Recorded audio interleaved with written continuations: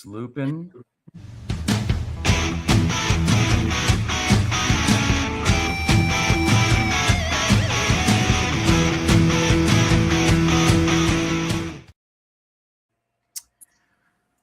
Happy New Year, everyone, and welcome to the Overtime Podcast. My name is Vince Delicio from the Varsity Sports Show, and a good friend of mine, Coach Lucas Ramirez from Saguaro SaberCats, the basketball program. It's been quite a while, Coach. It's good to see you. How you been? Good. It was. I was a little sad without you over the holidays, but it's good to You were be back, lonely, man. weren't you? Yeah. I was. How's the basketball team doing? Good. We're 12-5, so pretty nice start for us. We got a nice matchup tomorrow night against Arcadia, so a little district and region rival.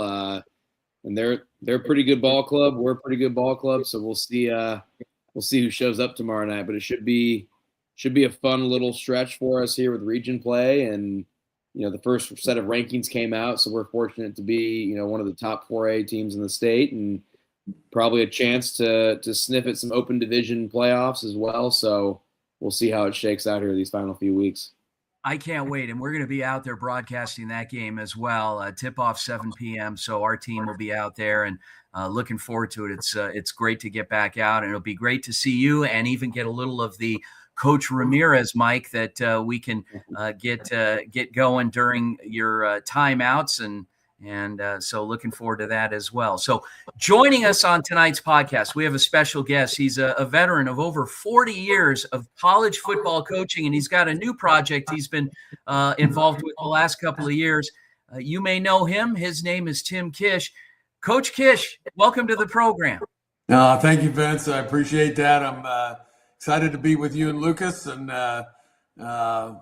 this is a special time of the year for us getting ready for the showcase. So, Coach, before we talk about the showcase, because we obviously are going to speak about that special event that you're a big part of here in Arizona, but wanted to talk a little bit about your career. First of all, 42 years coaching? 43 years, and who's keeping track? Yeah, right, at that point. Yeah. Coach, you've been literally all over the country, and so to kind of kick off the questions, how did you manage to do it that long? Well, you know what, when you have a passion to do something, and my father was a high school and college basketball coach, and so it ran in the family. I admired what he did, and I went to a lot of practices along the way. And, I know how much my dad's players loved him and respected him. So I actually thought I was going to end up being a basketball coach, and it just so happened that I got my opportunity in football first. So lo and behold, it stuck. And I'm grateful that it did, because I'm blessed and humbled by all the experiences. And the good news for me was I had a long tenures at a lot of schools, so I wasn't just up and moving all the time. But a lot of great experiences, a lot of good times, and grateful to have that as part of my life. That's awesome, Coach. Go ahead. Sorry. Oh no, I was just going to ask right off the bat. Throughout your entire time, obviously many different programs all around the country. Was there any pocket of time that you would say was the most memorable for you? Yeah, I say this all the time. I get asked this question, and I know people probably do a second take when I say this, but my favorite place to coach was at West Point. I coached the Army football team there for 8 years, and the Army-Navy game is second to none. It's not just a national pastime; it's a world pastime. I mean, it encompasses the world. We used to have generals come back and talk to the team from Europe and all over the world. They'd come back and be a part of that week. But I honestly, I was blessed. I had great kids everywhere I coached. I stay in touch with probably close to 100 of them. Not every day, but periodically. And I was basically at 7 different schools in those 40 some years. So just blessed and humbled by it all, to be honest with you, Coach. Amazing. Coach, and you mentioned West Point as being your favorite place. What would you say was the most challenging place that you've coached at? Probably was the Northwestern, because they hadn't won there in 20 years when we went there. Gary Barnett assembled a great staff. We still see each other. In fact, we just went back for a Rose Bowl reunion this fall. But they'd been on the losing track for a long, long time. And we were able to get about a handful of really good players to come to Northwestern when Northwestern wasn't a popular place to come. And, 4 years into the program, we won 2 Big Ten championships back to back, and went to the Rose Bowl. And it was something that just hadn't been done in college football in a long, long time. It doesn't necessarily parallel what Indiana's doing right now, but it's similar. Coach, you had mentioned Indiana. You spent some time at Indiana, and obviously with what's going on there this year, playing for a national championship. Is this anything that you could have foreseen? Was the foundation there? What was it like when you were there? I'll tell you who our biggest booster was when I was there. It was John Cougar Mellencamp, and he'd be roaming the sidelines during practice and smoking a butt and just hooting and hollering. And no, I didn't envision that. I worked for Jerry DiNardo, who I absolutely love. Jerry DiNardo is a fabulous football coach, and he had some friction with the administration, and it just wasn't working so well for us at the time. But with the NIL, with the transfer portal, and here's my take on what's happened in Indiana. They hired a very good football coach. The biggest positive to that whole situation is the fact that his staff has been together for almost 10 years. They've traveled with him everywhere he's gone. So his system is in place, and they understand the system, and they don't waver from the system, and they have players that fit the system. So I noticed something that you guys probably, I don't know if you picked up on this or not, but they had a listing of all the 4 and 5 stars for the Final Four teams. And Oregon had 60 and Miami had 50 and who am I missing? Miami and I'm missing somebody, but they had 52. Anyhow, Indiana had 7 4 and 5 star players. Wow. So they're not looking for the stars, they're looking for the fit. And they've done a great job. And then Mark Cuban came through and decided it was time that they were going to put some money in that kitty. And he's the one that's really put the thing over the top for them with the NIL. So I all kudos to them, because what it proves to you is if you can find a good coach and who has a good system, but I'm going to tell you that continuity of the staff is huge. Yeah. And that's a big time positive thing for them. And then having somebody that can finance some stuff for you helps too. So I'm really excited for them. I think they're a team of destiny. I think Miami playing in Miami is going to be a tough game, but I think Indiana's a team of destiny. That's awesome. Coach, looking at your resume, you were able to have the opportunity to be the interim head coach at Arizona. What was that experience like? What did you find surprising being thrown into that driver's seat? And what do you remember most about kind of that time? I just remember, making sure that we were staying as positive as we could with our players. And, it was really a tough time for everybody. I mean, we all knew as a staff we were, going to be looking for a job at the end of the year, but we had 6 weeks to do something with it. And, I tried to find something exciting to kind of get the blood flowing a little bit. And Jeff Hammersmith was on our staff, and we brought back the Desert Swarm defense, and we played UCLA on national TV.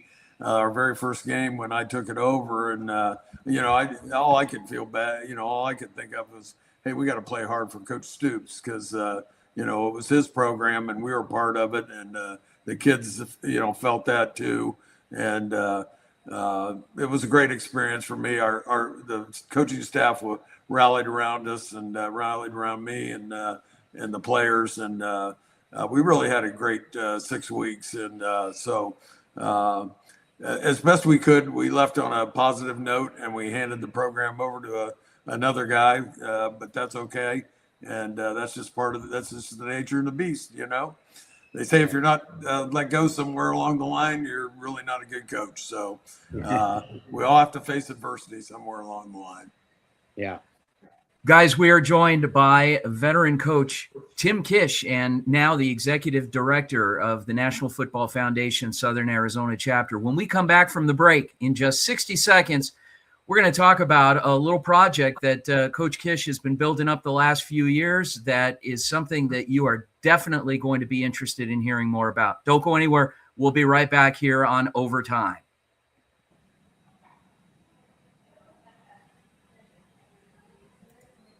Hey guys, Vince here to talk about Angel Dentistry. It's where my wife and I have gone for over 10 years, and we trust them with our routine and extensive dental care because they care. Dr. Amber Angel is an Arizona native, born in the town of Miami, and has been practicing in the Valley over 20 years. For general to comprehensive dental services, call 602-788-2008. Located off of Cave Creek Road just north of the 101 in North Phoenix. Angel Dentistry, proud supporters of our young people and proud partners of the Varsity Sports Show.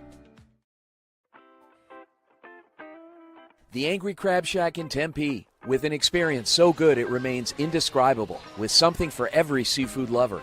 Try one of their amazing custom seafood boils, sandwiches, appetizers, and salads. Angry Crab Shack Tempe is located east of I-10 on Warner Road, 480-674-3847. The Angry Crab Shack in Tempe. Come ready to eat.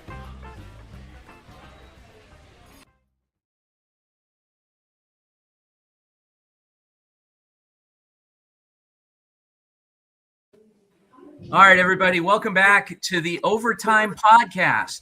Lucas and I are joined by veteran college football coach Tim Kish. And Coach Kish, you see a logo here in the middle of the screen, the National Football Foundation Southern Arizona chapter. He is the executive director, and he's here to talk about a special event called the Senior Showcase, which has been drawing a lot of interest the last couple of years. Coach, tell us about this year's event. Well, thanks, Vince. This is really a pride and joy of our chapter. We put a lot of effort into this. There's 4 showcases around the country. One's been in existence for over 15 years, and that started in Houston, Texas. There's one in Miami that's, by the way, the Houston Texans run that one. The Orange Bowl runs the Miami showcase. And Bank of America and Pat Donahue, Terry Donahue's brother, runs the LA showcase. So we're the only non-sponsored. We're self-driven to do this, but it's an opportunity for under-recruited senior football players all over the state of Arizona to come to a combine-style event, an NFL combine-style event, if you wanted to look at it that way. And it's a one-day affair. We'll have 20 colleges right now we have 20 colleges from 11 different states coming to this. They're Division III and NAIA colleges. Once in a while, we'll get a Division II school here as well, but most of the Division II schools are finished by the time we have the showcase at Ottawa University in Surprise. So it's on Saturday, February 14th. It's free to everybody. Free does not mean lesser. Free means better. In my opinion, it's the best opportunity out there in the state, best event in the state for a young man to come in and show his wares in front of 50 college coaches and then get an opportunity to continue playing college football and get a college education. So we're very proud. This is our 4th year of doing this, and we have a great turnout for it every year. And so we're really excited. And I know you've been coming the last couple of years, so we're appreciative of that too, Vince. So we appreciate the Varsity Sports Show being there and supporting that event. Outside of you elevating Vince's career, what would you say in the last 3 years? Is there a story that sticks out, or a certain student athlete? There is. There's several. I can share one with you right now. So the very first year we had our showcase, every year we have all kinds of position players. So kickers, punters, we have deep snappers. If you're a football player, you come out and people are looking for specific, positions. So it's interesting. Each year it seems to vary a little bit. But anyhow, our first year, we had about 5 kickers there. And this one kid, Alex Zendejas and his dad run our kicking portion of the showcase. And they do a great job all over Phoenix, as you guys probably already know. But anyhow, he had this one kicker that everybody kind of dropped out around the 35-yard line kicking field goals that day. And this kid went all the way back to the 50 and was making them. And Grandview University, an NAIA school in Iowa, they picked up on him having this phenomenal day kicking the football, and they took him. Well, here's where the irony of the story comes in. So they played in the national championship, and they won 2 years ago. They won the NAIA national championship. This year, this young man that left our showcase, who would have never gone to college and ended up at Grandview, kicked 3 field goals and then helped them win the national championship this year. So those are the stories that I love to tell. That's awesome. Yeah, we have the beauty of this thing is we may not be the biggest numbers wise showcase in the country, but there's not a lot of places for kids to go to college here. Ottawa does a great job recruiting.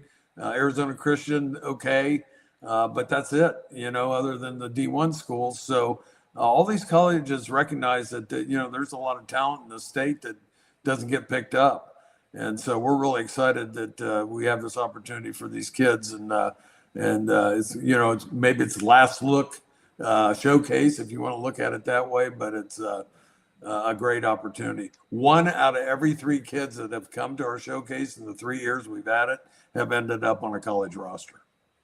Well, Coach, it's interesting you say that, and not being a big event in terms of numbers, but you get a lot of coaches out there that come out and volunteer. There's a lot of personal instruction. There's a lot of eyes, and there are a good number of tables set up just outside of the stadium of these colleges that are kind of kicking the tires on these kids, and many of which kids are walking away with some type of financial package. So how many would you expect in terms of kids to sign up for this year's event?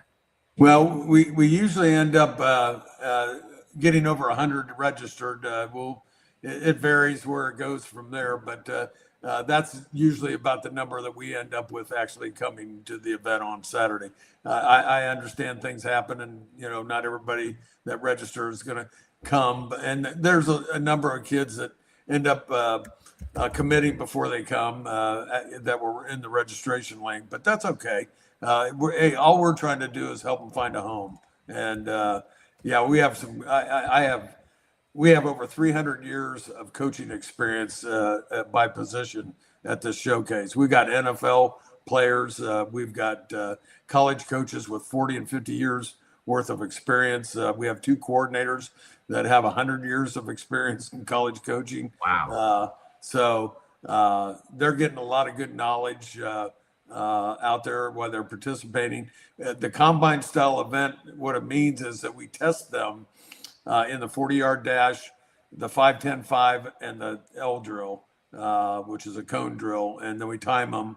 and then they do their position work, they do some group work, and we finish up with one-on-ones at the end of the day, and then we have the college fair. So it's a very intimate setting. It's we love the way it works itself out during the course of the day, and the coaches are out there. They're standing right next to the kids, and they're observing them, and everybody has a number, and they know who they're looking at because Lisa Mandel, our executive assistant for communications, she puts a book together for all the coaches. So we feel like it's very well organized, and it's to the point. And our heart starts beating when we see the kids going around to the tables talking to the coaches, knowing they're setting up home visits and school visits and financial packages and the like. So we're grateful for having that opportunity. Awesome. Coach Tim Kish, Executive Director of the National Football Foundation Southern Arizona Chapter. Big event coming up Saturday, February 14th, Valentine's Day. Spend it with us at OUAZ in Surprise, Ottawa University, Arizona. You can sign up right here at I'm trying to point at it, but the QR code right here to our left, and it'll take you right to it. It's free. Bring some shoes for the turf and prepare to potentially walk out of there with some type of a financial package from one of the participating colleges and universities that we'll be evaluating. Not a guarantee, but definitely increases your odds. If you're a senior in high school, come on out. We'll be broadcasting live from 10 to 11. Coach, what time should people show up? Well, we're going to start registration right around 9:15 or 9:30. So okay, we'll have people there at 8:00. I know how it works. So there you go. That's a good thing. That shows interest. So yeah, we'll get started right at 10. I think right around 10. So it'll be perfect timing for you guys being there, and we'll be excited to have you. Awesome. And once again, guys, sign up, QR code right up here, as well as going to the website, nffsoaz.org. And looking forward to seeing you all out there. On behalf of the Overtime Podcast and on behalf of our special guest, veteran college football coach and executive director of the National Football Foundation Southern Arizona Chapter, Tim Kish, Coach Lucas Ramirez, my old buddy who keeps me grounded and doesn't let my head swell up. Thank you so much for that and keeping me humble there, Coach Ramirez. We'll see you Saturday morning on the Varsity Sports Show. Have a good night, everyone.